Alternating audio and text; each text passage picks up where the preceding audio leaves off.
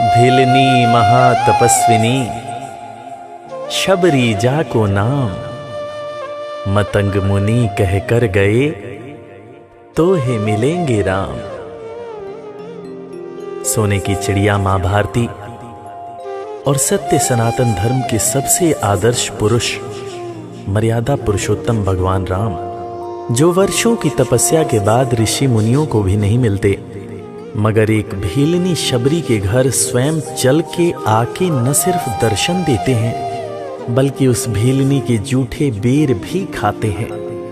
और बाबा तुलसी ने क्या खूब कहा है कि प्रबल प्रेम के पाले पड़कर प्रभु का नियम बदलते देखा, अपना मान भले टल जाए भक्त का मान न टलते देखा। भाव नहीं तो कुछ भी नहीं है, लाख करो गुणगान, भाव के भूखे हैं भगवान, भाव के भूखे हैं भगवान।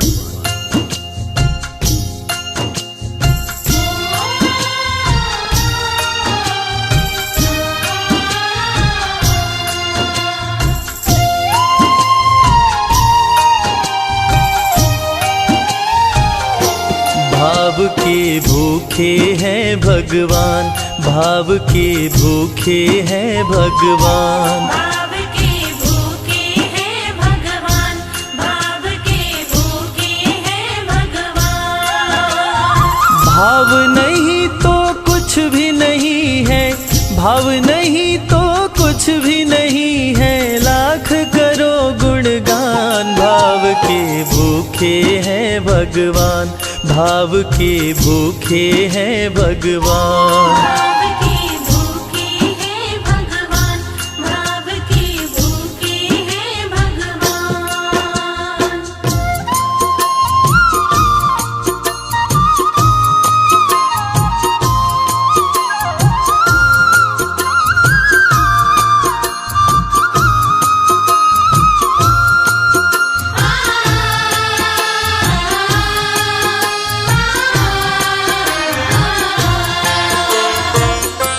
एक थी शबरी भक्तन, न्योछावर करके तन मन, मतंग मुनि के संग में करती थी प्रभु का कीर्तन।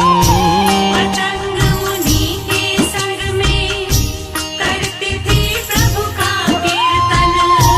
बागों से चुन चुन लाती, प्रभु को फूल चढ़ाती, गंगा के पावन जल से रोज स्नान कराती। गंगा के पावन जल से रोज स्नान कराती।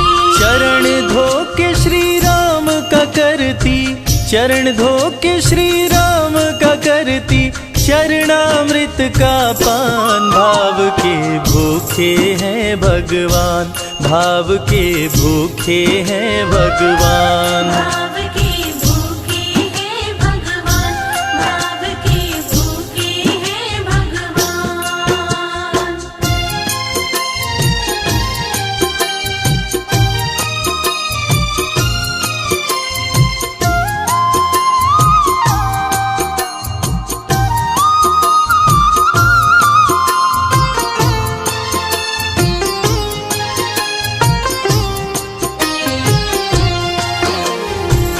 धैर्य एक ऐसा प्रसाद है जो इंसान को महान बना देता है। मतंग मुनि मां शबरी से कह गए कि शबरी तेरे दरवाजे राम जरूर आएंगे, और शबरी ने 10,000 साल तक प्रतीक्षा किया।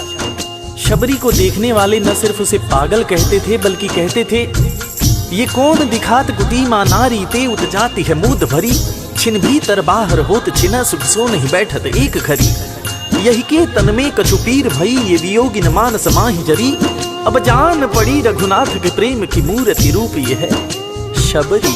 मतंग शबरी को बताए, बहु भांति समझाए, सबर कर कुछ दिन शबरी, मिलन के दिन अब आए।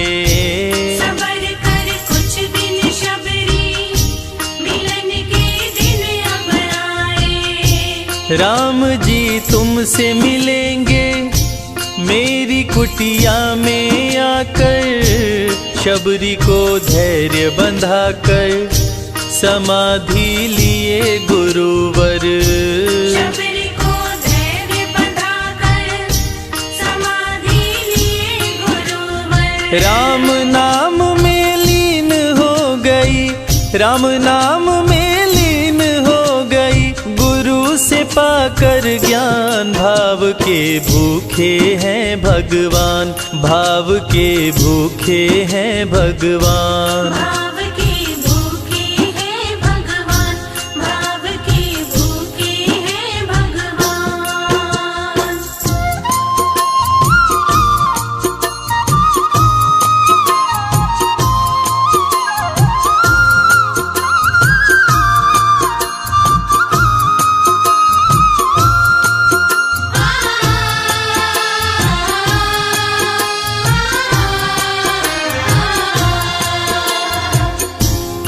माँ शबरी के गुरु महामुनि मतंग जब अपने नश्वर शरीर का त्याग कर रहे थे, तब माँ शबरी ने उनसे पूछा, हे गुरुवर, मुझे मेरे राम कहाँ मिलेंगे? इस पर महामुनि मतंग ने शबरी को जवाब दिया कि शबरी, अरे दुनिया राम को ढूंढती है, मगर तू तो ऐसी खुशनसीब है कि तेरे दरवाजे राम स्वयं चलकर आएंगे। माँ शबरी को अपने गुरु की बातों पर अटूट विश्वास हो गया। माँ शबरी हर रोज राहों पर फूल बिछाती थी, चुन चुन कर मीठे बेर चख चख कर इकट्ठा करती थी, ताकि मेरे प्रभु श्री राम जब आएंगे तो बड़े प्यार से इसका भोग लगाएंगे। राहों पर फूल भी बड़ी सावधानी से शबरी माँ बिछाती थी। शबरी माँ सोचती थी कि मेरे गुरुवर कह के गए हैं कि मेरे घर मेरे राम जरूर आएंगे। शबरी माँ राहों पर दूर दूर तक फूल बिछाती कि प्रभु श्री राम के पैर में कहीं कोई कांटा न चुभ जाए। राह पे फूल बिछाती, वो मीठे बेर को लाती, मेरे प्रभु राम आएंगे, नैनों में सपने सजाती। मेरे प्रभु राम आएंगे, नैनों में सपने सजाती। राम से प्रीत लगा के वो निश दिन राम पुकारे, उमरिया बीती जाए रे कि अखियां पंथ निहारे। उमरिया बीती जाए रे कि अखियां पंथ निहारे। जर्जर हो गई काया फिर भी, जर्जर हो गई काया फिर भी, बसे राम में प्राण। भाव के भूखे हैं भगवान, भाव के भूखे हैं भगवान। भाव के भूखे हैं भगवान, भाव के भूखे हैं भगवान।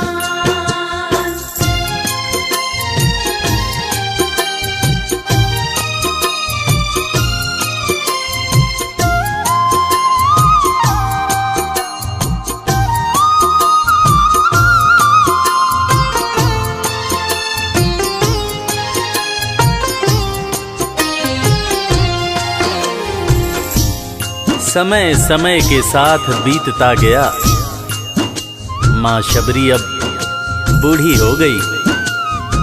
माँ शबरी की उम्र जैसे जैसे बढ़ती गई, प्रभु श्री राम के प्रति उसका प्यार और भी ज्यादा गहरा होता गया। माँ शबरी जो इस जन्म में तो भीलनी हुई थी, मगर अपने पूर्व जन्म में वो एक बहुत बड़े राजा की रानी थी। प्रयागराज, जहां पर कुंभ का मेला लगता है, एक बार वो अपने राजा के साथ उसी कुंभ के मेले को देखने पहुंची। अपने पूर्व जन्म में भी मां शबरी को प्रभु श्री राम से उतना ही ज्यादा प्यार था। उस वक्त रानी ने अपने पति से ये इच्छा जताई कि मैं बाहर जाकर संत महात्माओं के साथ भजन कीर्तन करूंगी, जिस पर उसके राजापति ने ये कहकर मना कर दिया कि एक महारानी को इस तरह के छोटे लोगों के साथ बैठना शोभा नहीं देता। ये बात महारानी के हृदय में चुभ गई। महारानी ने गंगा के पानी में जाकर अपने प्राण त्याग दिए और ईश्वर से कहा, हे मेरे प्रभु, हे मेरे राम, इस जन्म में तो आपने मुझे बहुत खूबसूरत बनाया है, अगले जन्म में चाहे मुझे कुरूप बना देना। इस जन्म में आपने मुझे उच्च कुल में जन्म दिया है, अगले जन्म में चाहे तो मुझे भीलनी बना देना। मगर हे प्रभु, मेरा अगला जन्म जब भी हो, मुझे ये सौभाग्य जरूर देना कि मैं तुम्हारे नाम को जपूं, मैं तुम्हारा नाम लूं, मुझ पर कोई बंधन न हो।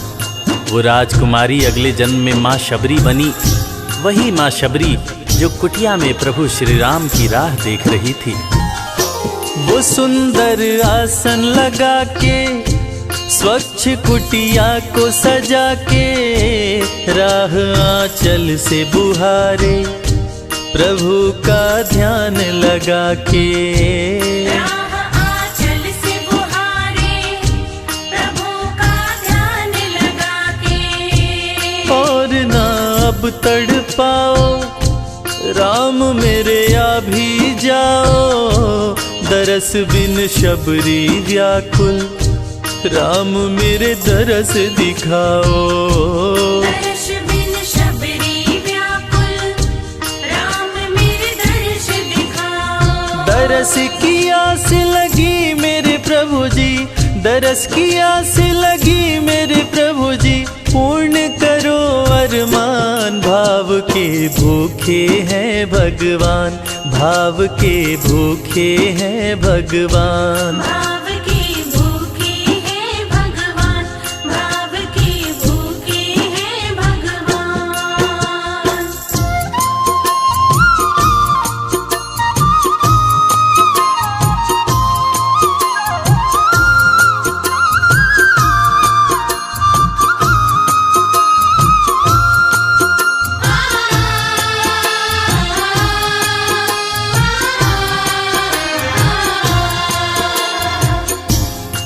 अजगर करे न चाकरी, पंछी करे न काम, दास मलूका कह गए सबके दाता राम। और हम सबके परम पूज्य बाबा तुलसीदास ने रामचरितमानस में भी कहा है, राम से बड़ा राम का नाम। और यही काम माता शबरी दिन रात कर रही थी। बस वो एक ही बात बार बार बोले जा रही थी कि मेरे राम आएंगे, मेरे राम आएंगे। वो हर वक्त हे राम बोलती रहती थी।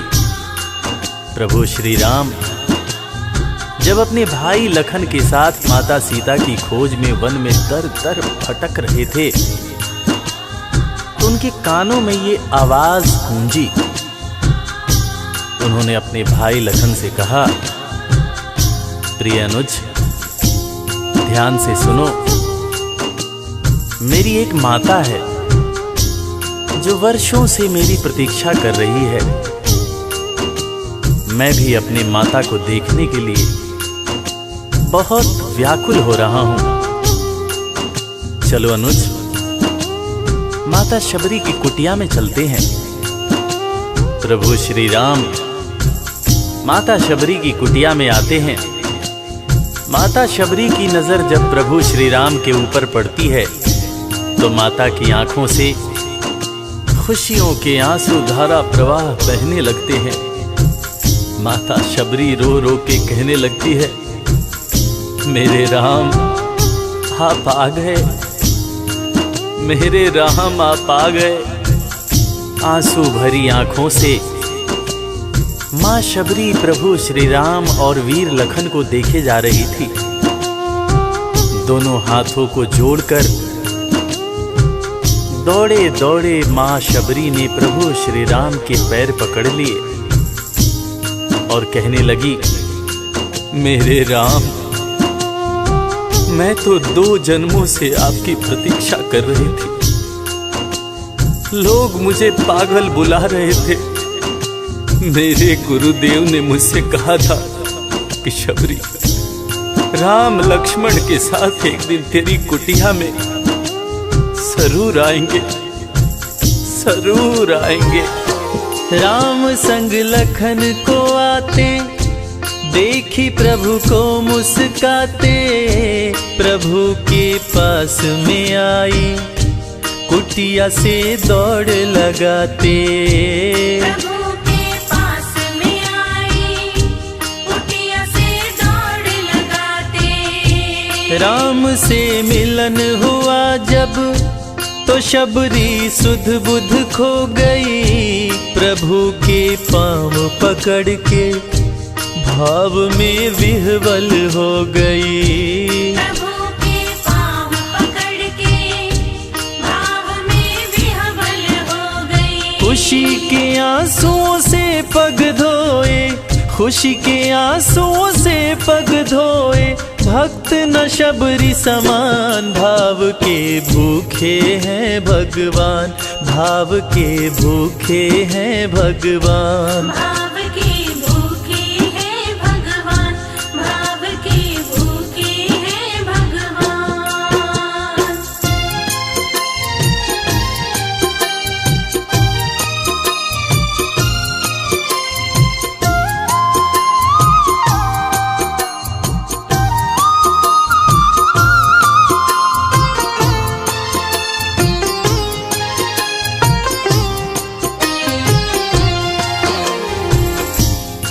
मित्रों, मैं रविराज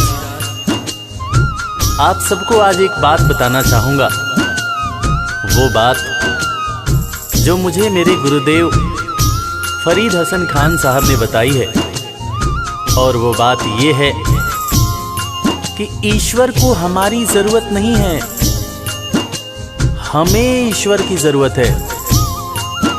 ईश्वर हमारे बिना भी पूर्ण है, मगर हम ईश्वर के बिना हमेशा ही अपूर्ण हैं। हम पैदा तो इंसान के रूप में होते हैं, मगर अंत में हमें उसी परमात्मा के पास जाना होता है। इसलिए हमें जीवन में हर वो कार्य करना चाहिए जो ईश्वर को पसंद हो, और ईश्वर को सिर्फ यही पसंद है कि हम नेक दिल बने, दयालु बने और सदैव ही अच्छाई के मार्ग पर चलें, चाहे कितनी भी कठिनाई क्यों न हो। और हमेशा अपने परमात्मा को याद करते रहें, चाहे ईश्वर के रूप में, चाहे अल्लाह के रूप में, गुरु नानक देव जी के रूप में, चाहे ईसा मसीह के रूप में। जो भी इंसान ईश्वर को याद रखता है वो कभी जीवन में किसी का बुरा नहीं कर सकता। बुरा करना तो दूर की बात है, वो किसी का बुरा सोच भी नहीं सकता है। उसका मन हमेशा साफ और शांत रहता है। मन हो गर निर्मल संजय, प्रभु जी दौड़े आते, प्रसाद की बात करें क्या, वो झूठे बेर भी खाते। प्रसाद की बात करें क्या, वो झूठे बेर भी खाते। बात है सच्ची लेकिन हम सब, बात है सच्ची लेकिन हम सब इससे हैं अनजान। भाव के भूखे हैं भगवान, भाव के भूखे हैं भगवान। भाव के भूखे हैं भगवान, भाव के भूखे हैं भगवान। भाव नहीं तो कुछ भी नहीं है, लाख करो गुणगान। भाव के भूखे हैं भगवान। भाव के भूखे हैं भगवान, भाव के भूखे। इस कथा के लेखक पंडित संजय तिवारी जी, साउंड इंजीनियर श्री कैलाश डंडरियाल जी, मैक्स स्टूडियो दिल्ली, संगीतकार लवली शर्मा, मैं आपका अपना रविराज और वीर म्यूजिक परिवार की तरफ से आप सभी को कोटि कोटि प्रणाम करता हूँ। किसी भी त्रुटि के लिए हम क्षमा प्रार्थी हैं। बोला भक्त और भगवान की